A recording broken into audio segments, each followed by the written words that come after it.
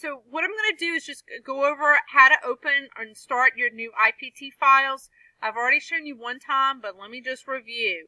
You're going to either go to the part drawing here or go over to new and then go to part. When you're working with a file that's metric, you would have to come into this area to click on the metric to pick on the IPT file. If you're just going to be using your English units, you're just immediately, the shortest thing to do is just to click on the part file right here and click on the standard IPT file. So that's going to start your sketches. So the first thing you need to do is look at your drawing, try to look at the orientation of the part, and decide which one is going to be the front view, the right side, and the top view. So when I start the sketch, you're going to look at your planes that you have. I always look and make sure that I'm looking at your little cube up here, the right, to make sure that your plane that you're working is going to be parallel with like the front view if that's what you're choosing. So from here you can pick on the plane. Okay, so if I want to start with my front view, make sure you're picking on the XY plane that's parallel with the front view. So if I click on that plane, that is where my sketch is going to start. The next thing I'm going to want to do is I'm going to want to make sure that when I start drawing my lines or circles that I have everything going back to the 0, 0 point. So the 0, 0 point is that yellow dot, and that's just where I'm going to start from. The beauty of Inventor is that you can make a sketch first. Okay, so you can just sketch out the geometry. And this is just me sketching. I'm using my on-screen constraints. You can see that it's locking it down 90 degrees. And I'm just sketching. And I'm not putting any dimensions on yet. I'm just making sure that my lines are 90 degrees where I need 90 degrees. And I'm just going to sketch that geometry. So I didn't apply any dimensions. So if I were designing, I could just like throw some, the sketch out how I think I want it oriented, and then I can go back and put the dimensions on it. So I'm going to show you how to put those dimensions on. So when you click on dimension, you can pick on the line itself. If you pick on the line, it's going to prompt you immediately for that dimension.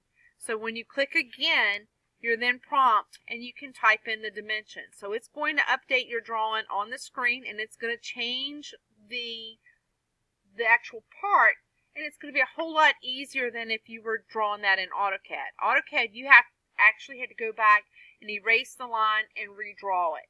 So I'm clicking on dimension, pick the part, click there, put the dimension on. Oops, 2.5. Okay. Going all the way through, type in the dimensions. 0.75.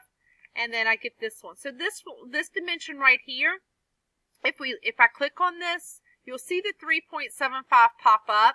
But watch what's going to happen. It's going to give me a little note that says that adding this dimension is going to over constrain the part. If I hit accept, you'll see the dimension there, but it's going to be in parentheses. So what that's telling me that this is a reference dimension. This dimension right here is going to be based on us changing this 0.75. So what Inventor said is it said that you've already said that this part is 4.5 inches long. We've said that this is 0.75, so it's just calculating what this geometry is going to be based on those two dimensions. So if I change the dimension right here to 1, you can see that this is going to update. So I don't ever change the dimension that's in the bracket. I'm always changing the dimension that's not a reference dimension.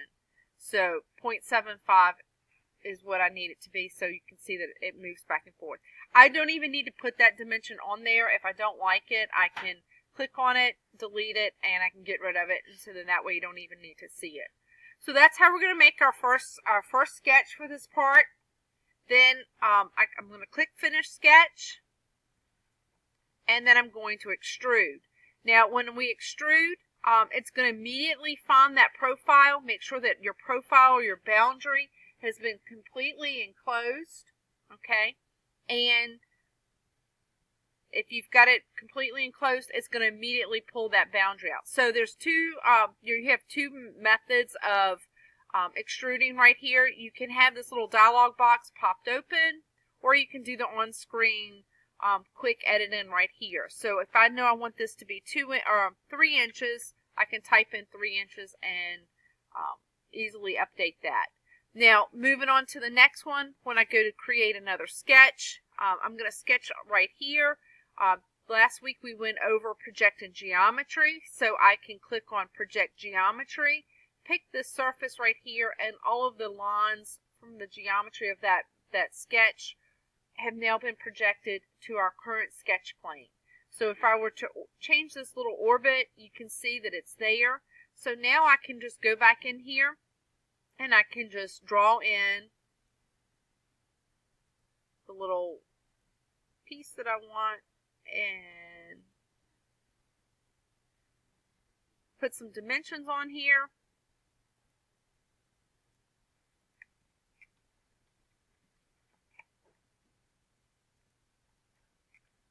That's 2 inches. And so now I can finish that sketch and I can extrude. Alright, so now this time I want to cut away this material. So I'm going to point to that area and then I'm going to click on the cut. Now, I like for you to use, I like to use the distance or to distance, because when we use this the to next, what that does is it's going to say that no matter what the value of this leg is, or the height of that part, no matter what that changes to, it's always going to cut that space out from the top of this plane to the bottom. So by clicking on to next, it cuts out the entire shape. Okay? I'm going to go back and I'm going to edit this. So I want to just show you something. So if I were to change this, I'm going to edit feature. This is how I make changes to something that I've already done. If I click on distance, let's say I type in 0.75, okay, and that gives me the same thing. But if later on, if I need to change this part, okay, I'm going to go over here and I'm going to make a change on my sketch. Let's say this part changes to 1 inch. Look what happens on that cutout. So that cutout only has been specified to only cut down into that part 0.75. So you would have to go back and now make a change to the cutout as well. That's why I like to use to next, because if the feature requires this cutout to be in there no matter what, then using to next is easier. So like if you're putting a hole through something, use to next, because it's always going to look from one side of the surface to the other. So back to this over here, if I edit feature and instead of using the distance I say to next, it will update that and it will always be going all the way through that part no matter what. I don't even need to specify a dimension. So that's just kind of goes over your sketching. Remember that every sketch that you have, you should have an extrusion with it. If you go in and you create a sketch, and let's say you draw something, I'm just going to pick this real quick.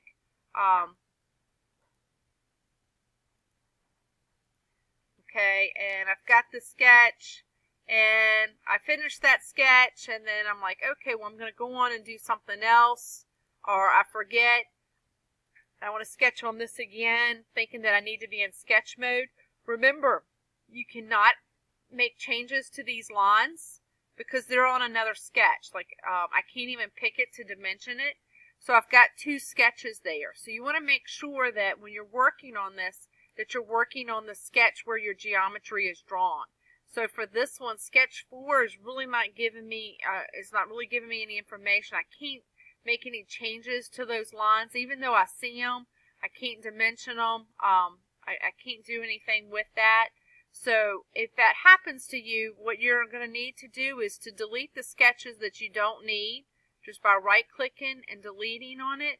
And then if you need to finish up one of your other sketches, you can always click on that sketch and then you can extrude based on that geometry. So this one right here, I'm going to want to cut that, and I'm going to use 2 next. It's going to see that point back there, and I'm going to cut that surface off.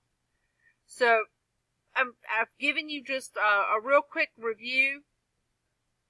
You're going to start this drawing. You can use this video to kind of help get you started. You still have a hole to come back in here and add for this part, but other than that, this part's going to be fairly easy. Then I'm going to walk you through how to change this drawing to the IDW file.